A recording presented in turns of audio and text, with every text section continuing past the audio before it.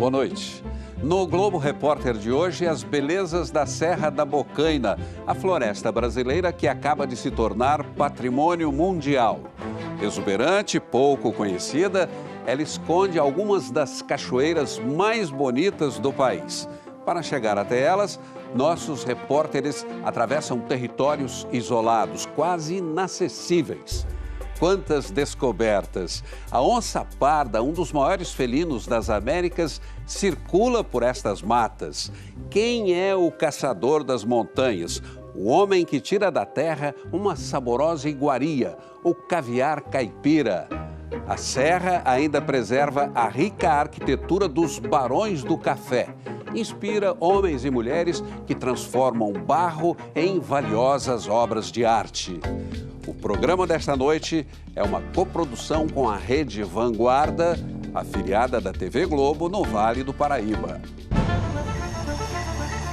Um santuário ecológico no meio das duas maiores selvas de pedra do país. A Serra da Bocaina fica entre as metrópoles de São Paulo e do Rio de Janeiro, 200 quilômetros para cá, 300 para lá. É um oásis de muitas cores e diversidade. Um lugar em que a natureza se revela tanto nos detalhes quanto em grandes surpresas.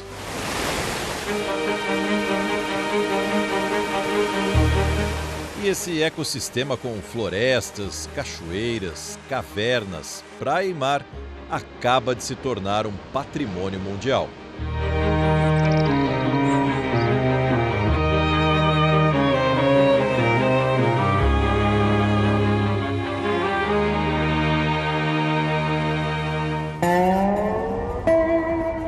Vamos em busca de aventura. Deixamos as cidades para trás rumo ao Parque Nacional da Serra da Bocaina. A área de 104 mil hectares, quase o tamanho da cidade do Rio de Janeiro, vai da montanha até o litoral.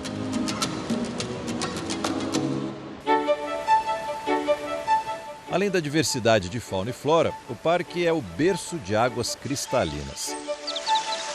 Aqui nasce o Rio Paraíba do Sul, que abastece mais de 14 milhões de pessoas em 3 estados do Sudeste: São Paulo, Rio de Janeiro e Minas Gerais.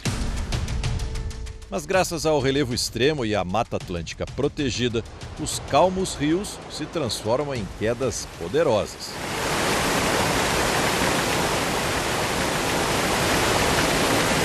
A gente não tem noção do número de cachoeiras, né? Cada vez a gente descobre mais uma, né? Tem áreas inacessíveis do parque que a gente não chegou ainda e que com certeza, como ele está na vertente da Serra do Mar, são inúmeras cachoeiras, né? Daí o nome do Parque Bocaina, que são justamente os caminhos da serra por onde a água desce.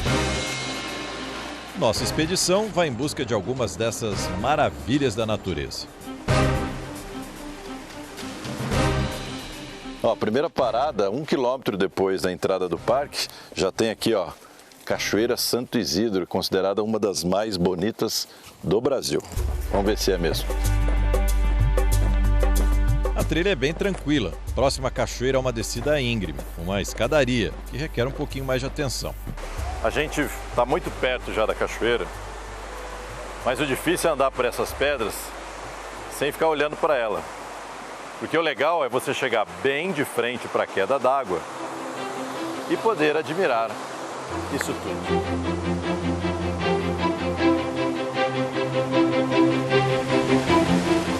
São 80 metros de queda d'água, mais alto que um prédio de 26 andares. O lago formado pela cachoeira é um convite para um mergulho, mesmo sofrendo com a temperatura da água. Mas o melhor é relaxar e desfrutar deste lugar maravilhoso.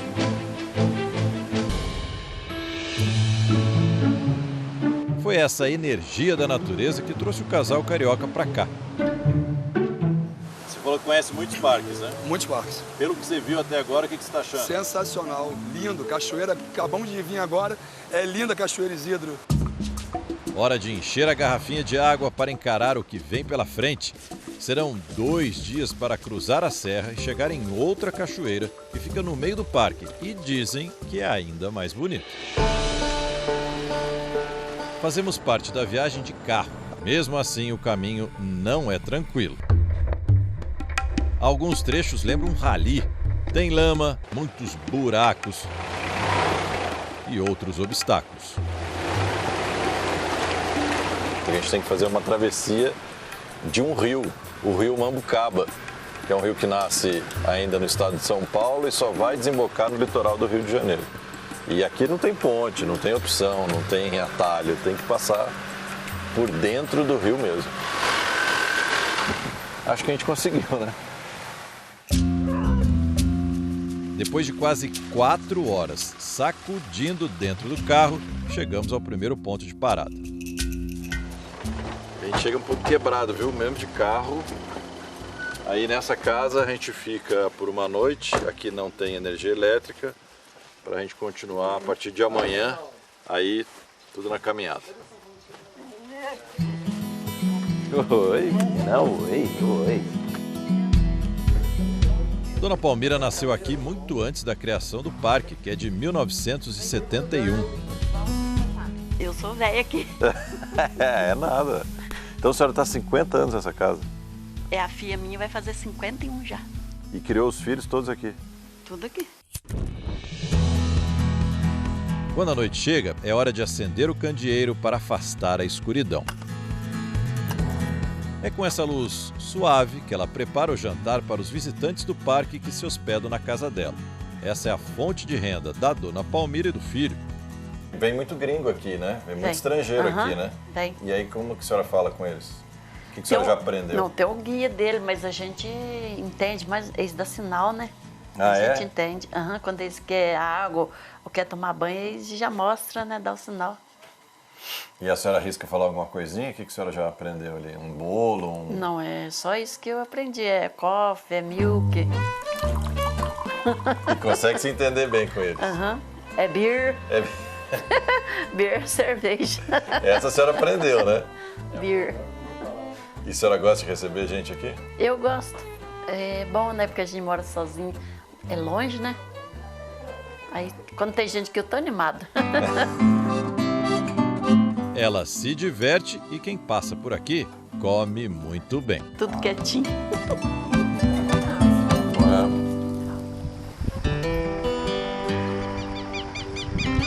O dia amanhece e nossa equipe, junto com os guias e analistas ambientais do parque, segue pelo meio das montanhas e das matas. Desta vez, vamos a pé, numa longa caminhada. Mas surgem pedras no caminho. Primeiro o ouro, depois o café.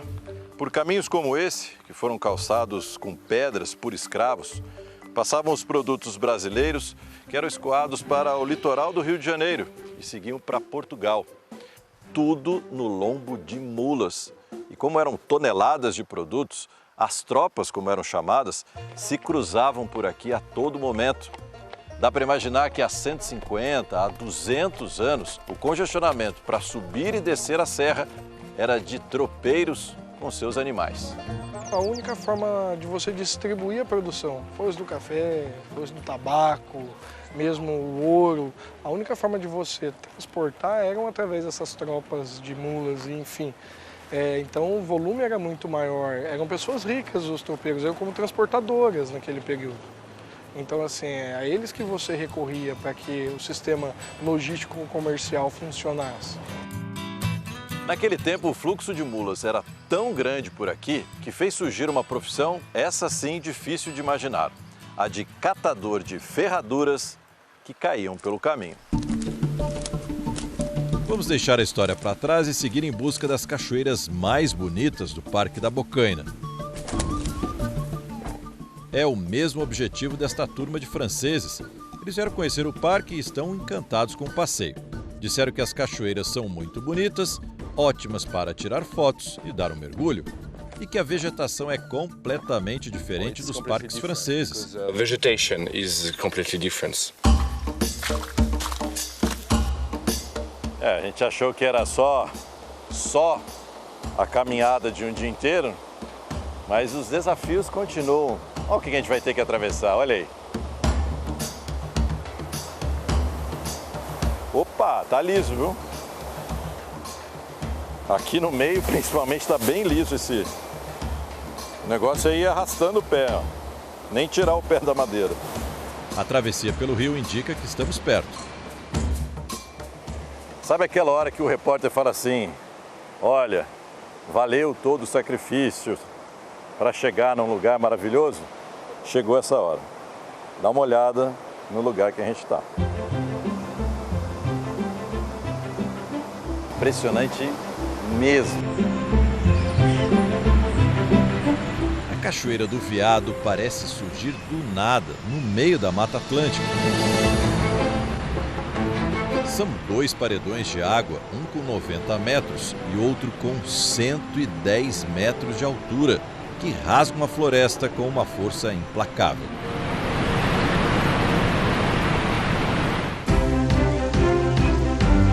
As gotículas e o vapor de água deixam o lugar com uma aura ainda mais especial. Vale parar por um tempo para admirar tanta beleza.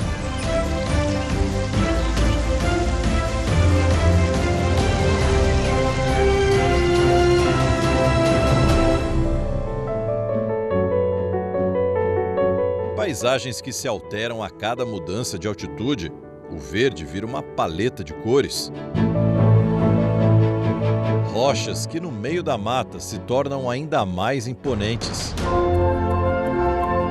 Uma variação que não se vê em qualquer unidade de conservação. O parque, que vai da montanha ao mar, é refúgio de muitas espécies de plantas e animais.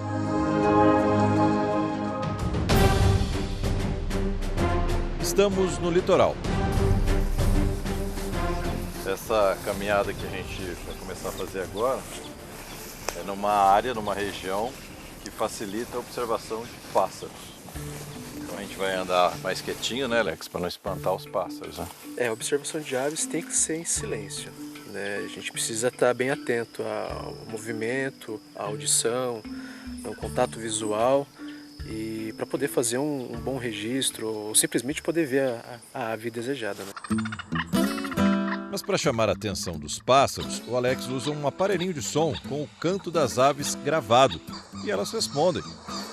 A biguatinga, com quase 1 metro de comprimento, estava se espreguiçando quando ouviu o chamado. Outros pássaros também deram as caras. O arapaçu liso, o ariramba de cauda ruiva em pleno horário do almoço e o belo surucuá de barriga amarela. Só no Parque Nacional da Bocaina já foram identificadas mais de 300 espécies de aves. Como tem essa transição de baixada com altitude, então a variedade de aves, elas se misturam e é uma festa. E é uma diversidade muito grande, você vê a diferença de uma para outra, é completamente... Muito grande, são cores diferentes, formatos, comportamentos, é para deixar qualquer um de boca aberta e apaixonado. A fauna da Bocaina também deixa rastros. Encontramos pegadas do caminho. A pegada da jaguatirica, né, que está bem parecido, ela está bem arredondada, em torno de 5 centímetros mais ou menos o tamanho aqui. A jaguatirica, que pode pesar até 16 quilos, é frequentadora comum de rios e córregos. Câmeras deixadas na mata registram a passagem delas com facilidade. Essa só molhou as patas. Mas entre os maiores mamíferos da Bocaina está a sussuarana, também conhecida como onça parda. Estas são apenas filhotes. De hábitos noturnos, a sussuarana, que pode chegar a 70 quilos, é o segundo maior felino do Brasil. Só perde para a onça pintada, que é bem mais difícil de ser vista nesta região. A nossa parte a gente está fazendo, a gente está conservando e a gente espera que esse animal venha, a gente vai ficar muito feliz se ele aparecer e vier habitar aqui a nossa região. Mas ela é mais discreta, né? Sim, é mais discreto e mais difícil de aparecer. Mas agora com esse trabalho de câmeras, quem sabe a gente tem a sorte de fotografar ela andando por aqui. Se a onça pintada é mais difícil de ser encontrada, com um pouco de paciência, dá para ver outros bichos também ameaçados de extinção. Nas nossas andanças pela Serra da Bocaina, a gente encontrou um grupo de porco do mato, é o queixada. Esse barulho que ele estava fazendo é o que dá o apelido, o nome a ele. Ele bate o queixo quando eles se sentem ameaçados. A gente está muito perto deles. A gente nem deveria estar tão perto, porque eles podem se sentir ameaçados e atacar a gente. Mas é bom não abusar, né? Eles vêm atrás do pinhão e do araçá, que cai do pé. O grupo, que incluía filhotes, ficou tão relaxado, mesmo com a nossa presença, que se entregou a um banho de sol. Encontrar o queixada é um bom sinal. É um sinal maravilhoso. Qualquer área de Mata Atlântica que tenha queixada é uma área que está em excelente estado ou de conservação ou de recuperação, que é o caso aqui da bocaina. A gente está numa estação ecológica, a de Bananal, e isso é fundamental para a gente, inclusive, encontrar um bicho nessa tranquilidade. Com certeza. Os queixadas deitando, de barriguinha para cima, como se estivessem na praia, isso é sinal de que eles estão verdadeiramente no seu ambiente e sem estar sendo vítima de qualquer tipo de agressão. Agora que tudo isso virou patrimônio mundial, todo mundo vai querer conhecer de perto. E aí começa o desafio: como receber visitantes e, ao mesmo tempo, preservar esses lugares. Gerar renda com a visitação é a opção de convívio e de compatibilização da economia com a conservação ambiental nessa região. Uma região que oferece um nascer do sol como esse.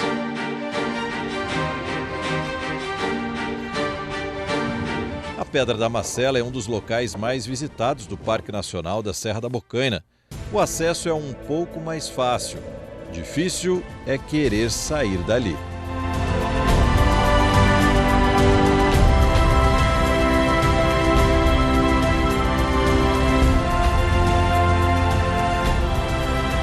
Mas nossa maior busca era por cachoeiras, nem sempre com fácil acesso.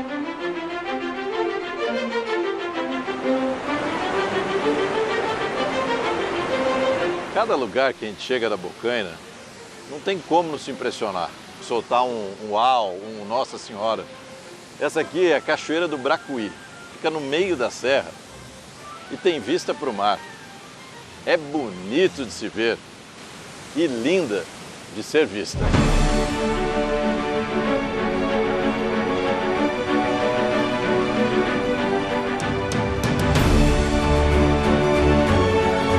A gente se torna insignificante no meio de tanta grandiosidade.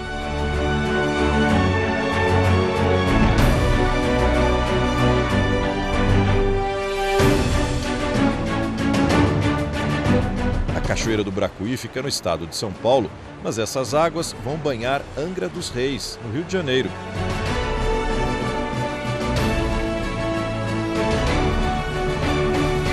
Um cenário natural que mais parece ter saído da tela de um grande artista.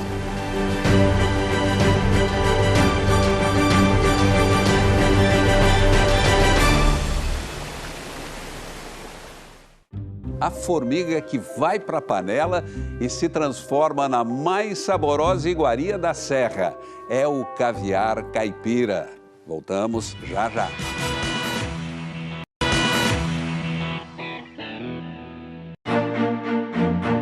As fazendas que ainda existem aos pés da Serra da Bocaina guardam um pouco da história de uma época de muita riqueza. É hora de visitar esse passado. Aqui viviam os grandes barões do café do século XIX. A fortuna acumulada por eles foi tanta que durante o Império eles se tornaram avalistas de empréstimos do Brasil com a Inglaterra. E criaram uma moeda própria, que deveria ser usada para quem quisesse comprar ou vender produtos por aqui. Hoje as fazendas preservadas viraram atrações turísticas e cenários de novela. Paixão, cavalo do Dr. Rodolfo. Sim, senhor. Vamos ver como você vai se comportar com seu novo dono, moleque. Senhor Barão, até mais. Qual que é a importância de uma fazenda como essa ainda estar preservada, ainda ter pinturas originais? Qual que é o valor disso aqui? O valor cultural é muito grande dessa casa aqui. Primeiro, por causa dos turistas que vêm para conhecer a arquitetura, né? Toda essa parte glamurosa de poder financeiro, né? E também é o resgate da nossa história, né? mostra a importância de Bananal no século passado. Este casarão com 14 quartos, 9 salas e 12 banheiros pertenceu ao excêntrico e poderoso fazendeiro Manuel de Aguiar Valim. Além dos móveis e de outros objetos, a decoração interna conta com pinturas nas paredes, feitas por um artista espanhol. Você vai ver que cada ambiente tem um afresco diferente, né? No hall de entrada, os produtos de subsistência. Nesse salão de festas aqui, a gente tem a fauna e a flora estampado nas paredes. Na sala de jantar, não bastavam as enormes janelas de onde era possível ver as plantações de café, elas também estavam na parede. O salão de festas tem os 7 pecados capitais no teto, demonstrando que ali as festas iam muito além do comportamento conservador da época. Em cada ambiente, uma história e por toda a fazenda, muitas lendas, aquelas que não têm comprovação histórica. Esta porta, por exemplo, é falsa. Diz a lenda que o capataz da fazenda teria se engraçado com a filha do fazendeiro. A punição foi emparedado vivo dentro da casa, justamente em uma das paredes da capela. A capela fica dentro do casarão.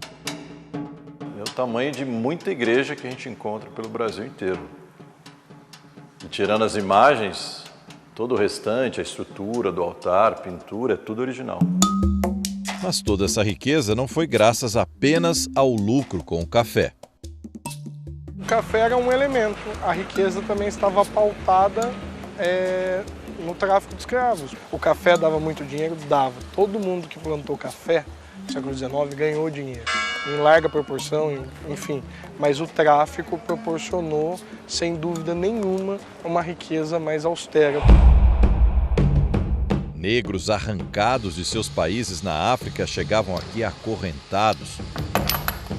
Faziam todo o trabalho, enquanto os senhores desfrutavam de suas fortunas. Da parte triste dessa história, pelo menos nessa fazenda, só ficou um registro. Esse livro aqui, com 351 nomes de escravos e o país de origem. E esses eram só aqueles que atendiam a casa ou o entorno dela. Por que tudo isso entrou em decadência?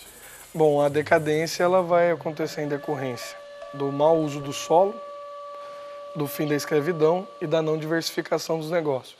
Então isso aqui começa a ficar assombrado, só de histórias, só de passado. Tudo o que foi, nada é, não se conjugam verbos no presente. Tudo é pretérito, disse Monteiro Lobato, né?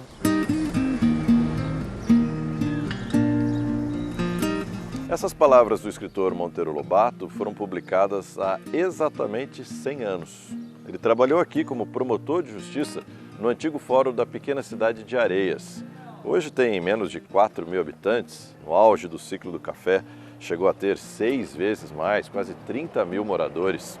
Quando ele viveu aqui, ele descreveu esta região, que fica aos pés da Serra da Bocaina, como cidades mortas.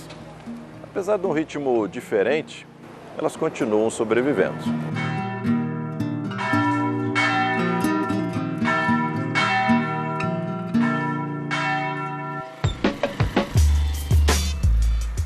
Esse é o Ney, saindo para caçar.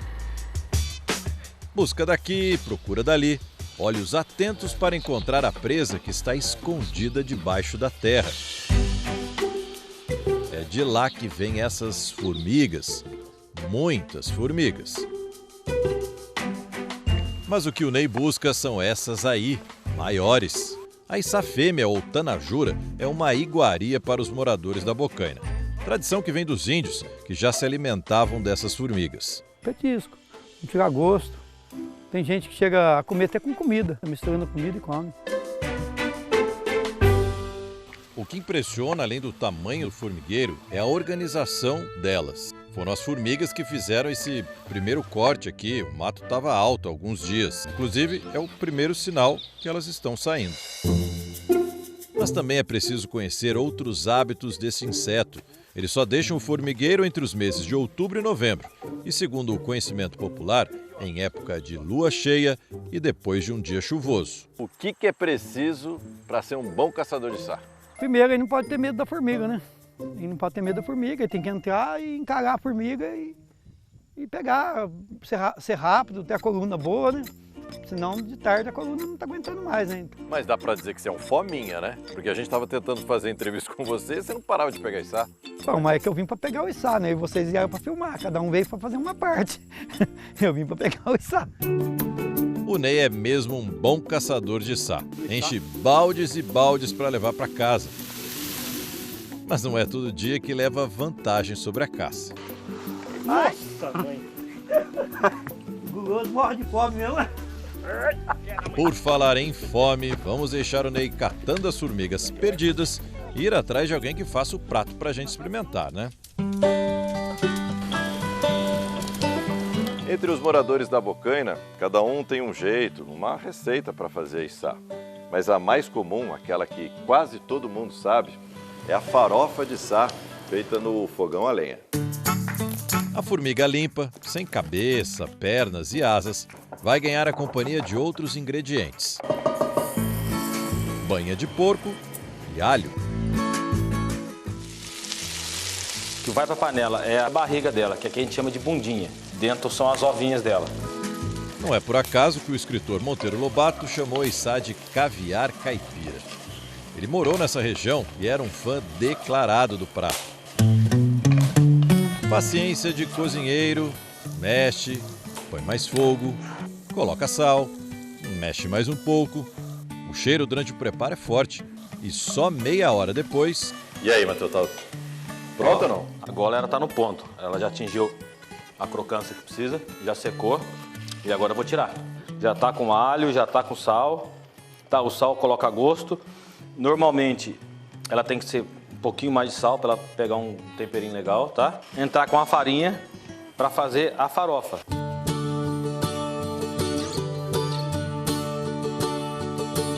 Bom, vamos lá, né? Esse é aquele momento famoso que a gente experimenta o prato, né? É bem crocante pelo lado de fora e dentro é como se fosse uma castanha. Uma castanha bem levezinha. Bom, muito bom. E o Matheus está me dando uma dica aqui, ó.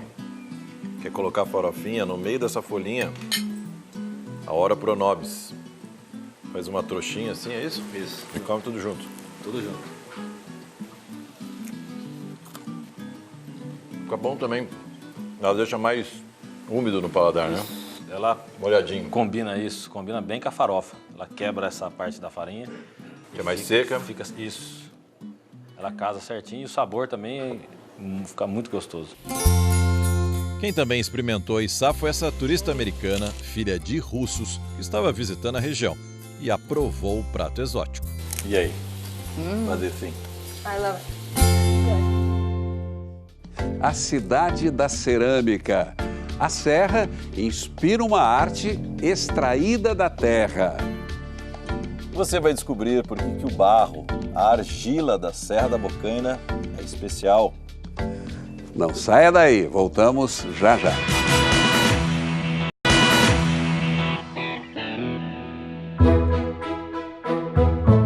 Essa é outra riqueza da Serra da Bocaina. Tudo começou na década de 70, quando jovens artistas do Japão e de Portugal chegaram à cidade de Cunha, que fica no meio das montanhas.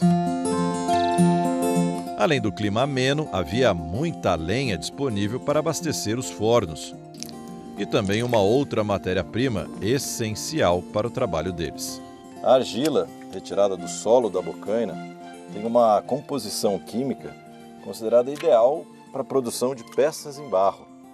Foi graças a isso e à inspiração dos artistas que a cidade se tornou um polo nacional da cerâmica. São mais de 20 ateliês que produzem diferentes tipos de peças. Elas chamam a atenção pela diversidade e estilo. Cada objeto reflete a expressão individual do ceramista. E é preciso muito talento para transformar o barro numa obra de arte.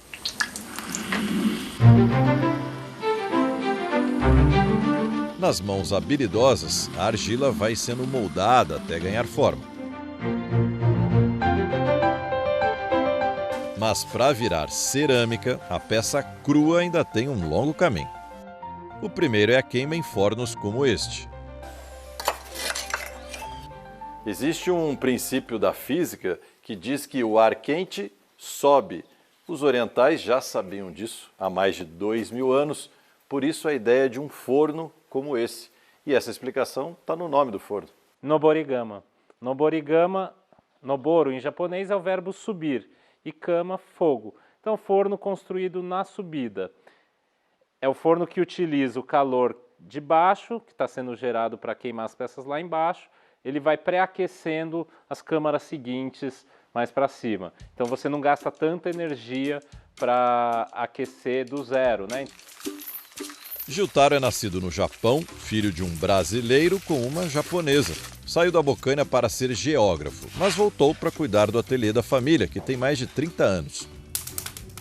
O fogo que ele acendeu vai precisar ser mantido por mais de 20 horas, até que as 4 câmaras do forno Noborigama atinjam 800 graus de temperatura. Ele passa a noite assim, mantendo a chama acesa. A gente sempre tem muito respeito com relação ao fogo. A gente mexe com barro, com a terra, com a água, com o fogo. Então são os elementos que ditam muito do nosso trabalho. Antes de abrir os fornos, é preciso esperar 3 dias para esfriar.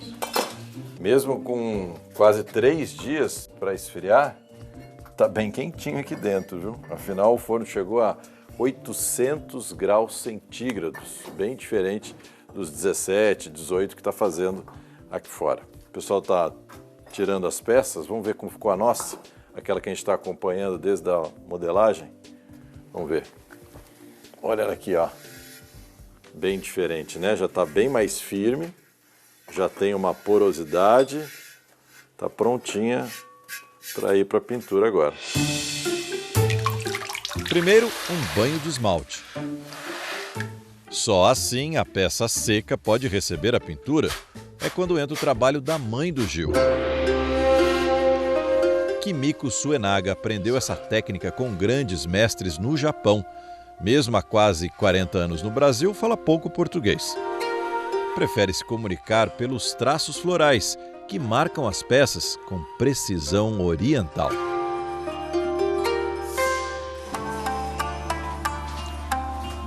E ainda tem mais. As peças voltam para o forno para serem finalizadas. Desta vez, a temperatura será ainda mais alta, 1.400 graus. Então, vulcão, porque a temperatura é praticamente a mesma que a gente está aqui a 100 km embaixo dos nossos pés. Se eu pôr um pedaço de granito aqui, ele vai derreter. Se eu pôr um pedaço de ardósia aqui, ele vai liquefazer. Então, é uma temperatura realmente muito alta, é a mesma temperatura de um vulcão, né? Então esse barro da Bocaina é resistente, hein? Esse barro é bem resistente, bem refratário, dá ótima cerâmica. A alquimia do fogo é que vai dar o toque final na peça. As chamas deixam sua marca, alterando a textura da cerâmica. Nem quem fez sabe exatamente como elas vão sair de dentro do forno. Olha, hoje vai ser a abertura final do forno, mas hoje o dia está um pouco diferente aqui. Dá uma olhada a quantidade de pessoas que veio acompanhar essa abertura do forno. Quentinho, parece pãozinho saindo da padaria, sabe? Dá sorte encostar na primeira vez. Esse é o resultado depois de quase um mês que a gente está acompanhando essa peça aqui. E é muito diferente, né? E agora não tem mais nada que possa fazer. Essa é uma peça que, claro, ela é decorativa, mas se fosse uma peça, uma travessa, ela poderia ir no forno, no micro-ondas, na máquina de lavar louça sem problema algum. Se aguentou 1.400, aguenta qualquer temperatura agora, né? As cores e o brilho indicam que a mágica da queima em alta temperatura aconteceu. É a terra da Bocaina se transformando em arte.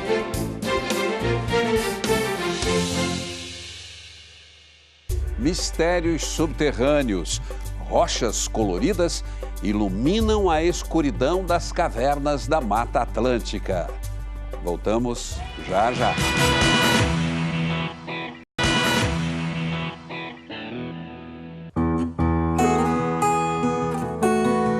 A Serra da Bocaina esconde outras belezas que não estão ao alcance dos nossos olhos.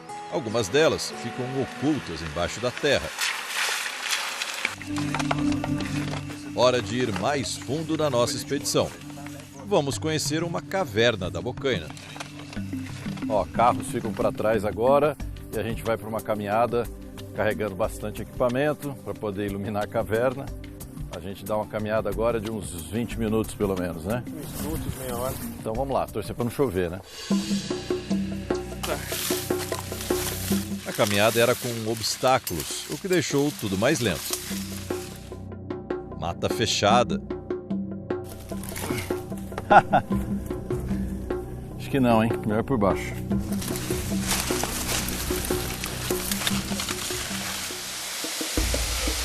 E rios para atravessar. O paredão de pedra indica que chegamos.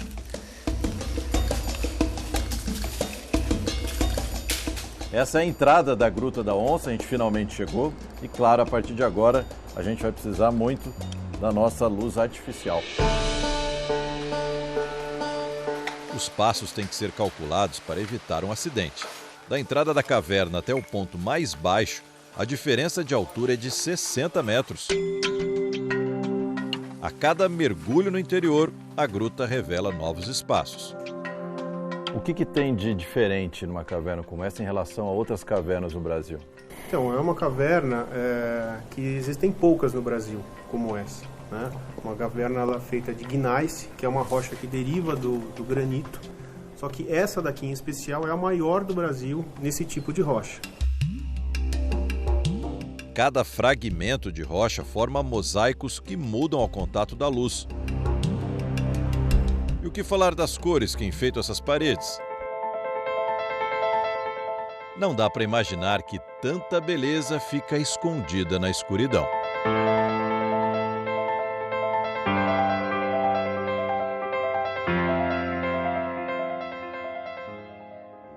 E você fica agora com Máquina Mortífera, a série. Um bom fim de semana e até a próxima sexta.